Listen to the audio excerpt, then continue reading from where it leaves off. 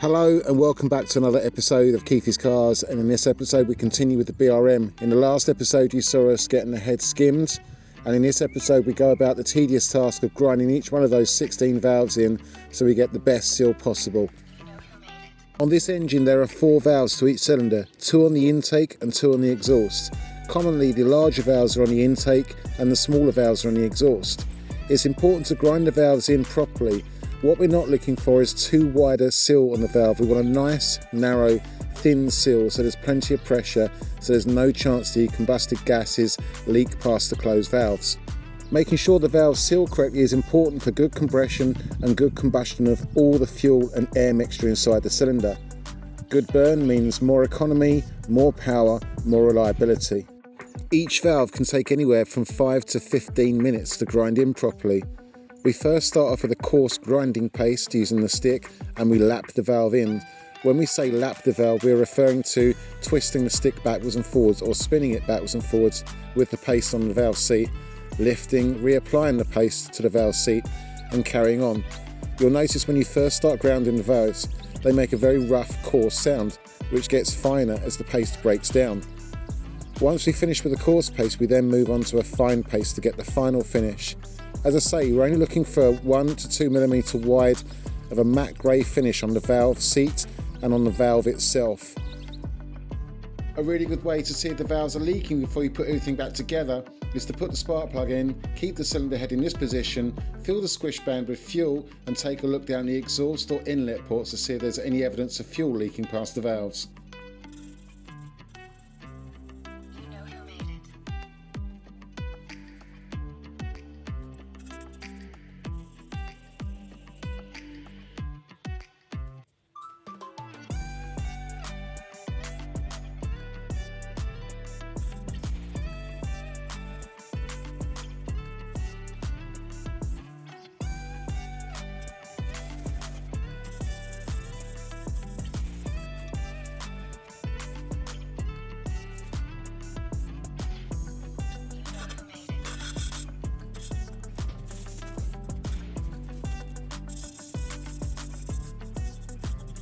After a close inspection on the first pass, I decided that the valves just weren't good enough to put back in as they were. So off to the machine shop to get the valves reground and the valve seats reground. What you're seeing now is me grinding the valves in for the final time with the fine paste.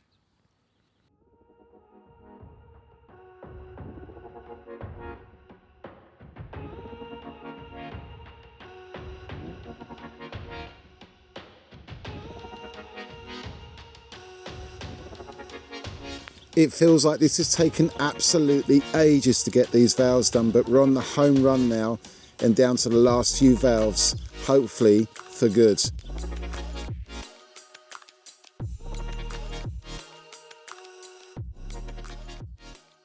You might remember in the first episode I was explaining to you about the plastic dowels and the reasons why the head gaskets fail.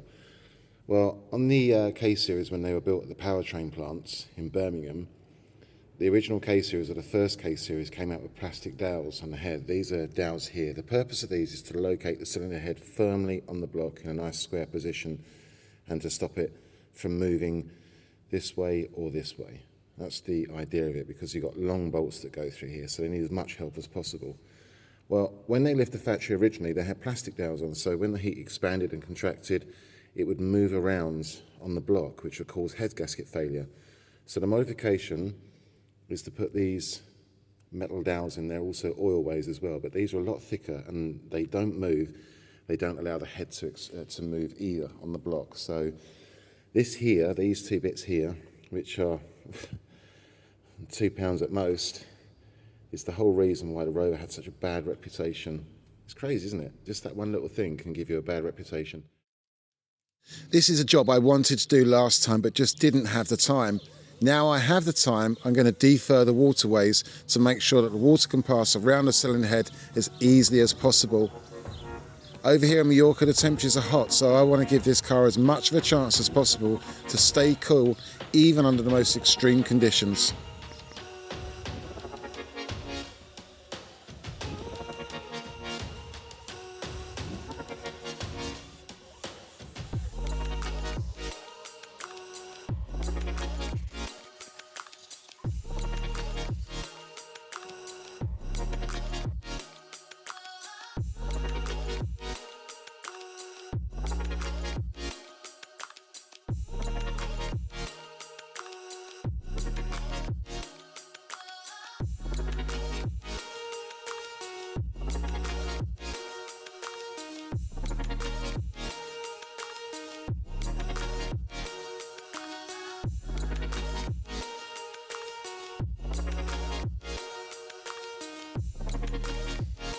So unfortunately I can't put the head back together yet because I'm waiting for these. These are valve guide seals, and in order to put the valves back in, these springs need to be sat over the top of the valve guide spring inside here. And the spring pressure maintains the valve guide seal in its position. The function of the valve guide L seal is to stop the oil which lubricates around the top here from passing down and getting burnt off in the combustion process, because you don't want that. It's quite a tight fit, but we have the pieces on their way, so as soon as the parts arrive we can get on and put the valves back together and make a good job of that.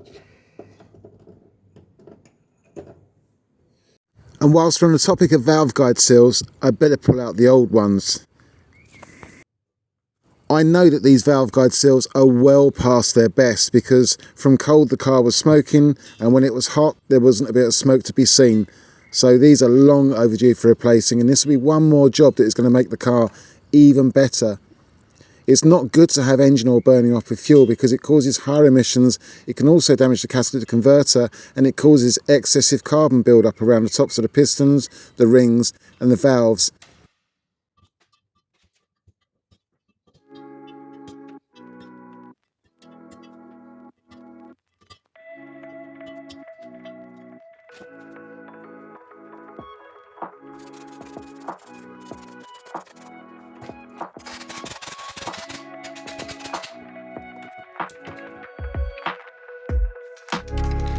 Another job to do to finish the cylinder head is the upper camshaft carrier. This needs extensive cleaning. There is Baton sealer that has been on there for 25 years. It's important to get this clean, and it's important to put the correct amount of sealer on. Too much sealer and the oil ways will block and the camshafts will be starved of oil. Too little sealer and the oil will leak down into the spark plugs, causing misfiring.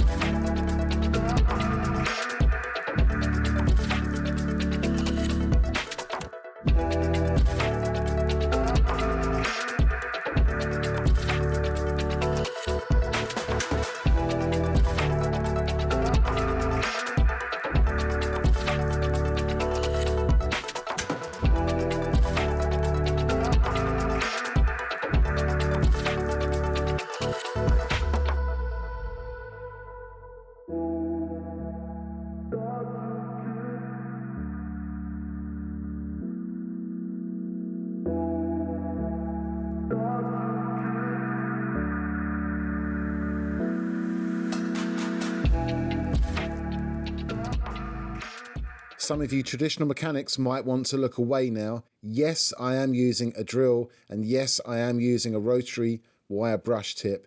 It is a soft brass one, and I find this is the best way for getting rid of the old Loctite sealer, which is almost like glass on there after 25 years. Don't worry, it doesn't cause any damage to the head whatsoever. No burring, no gouges, no scratches, no swirl marks. It just gets rid of the glue. Obviously you want to apply as minimal pressure as possible just to get the last bits off.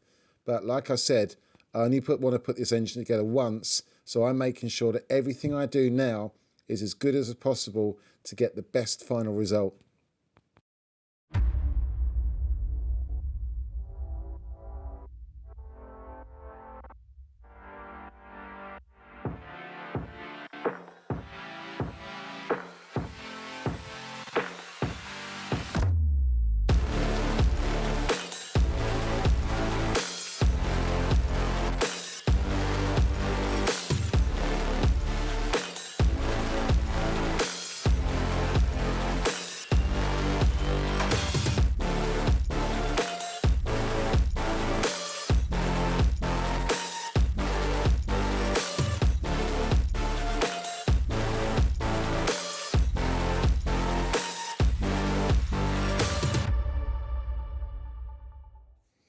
What do you think of that, huh? Do you like that? That's exhaust strap black. This is what I was showing you a bit earlier. Not quite ready to go on with that yet, not until we got the head, but there is the other section down there, which I also have to do because I want to keep the heat as much as possible away from inside this area and take it as far down the back as possible. So, that is going to turn white within about 5 minutes, I reckon. I'll put that down here nice and safe. Right, next job is to get all of this immaculately clean.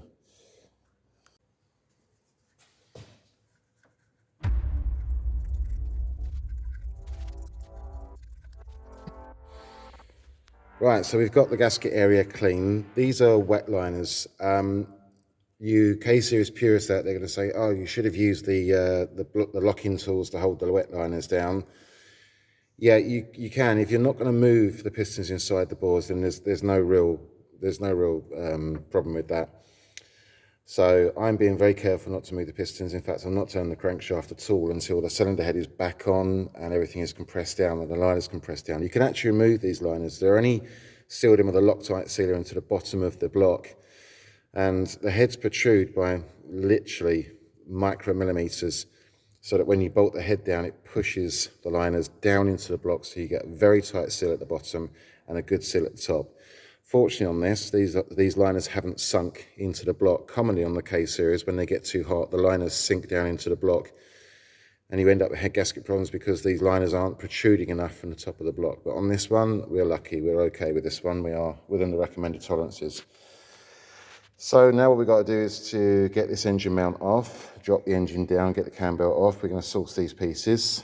In the next episode, we're going to get this exhaust off. We're going to wrap it. I'm actually going to show you the wrapping process on this one. I didn't on the manifolds because I didn't want to make the video too long for you.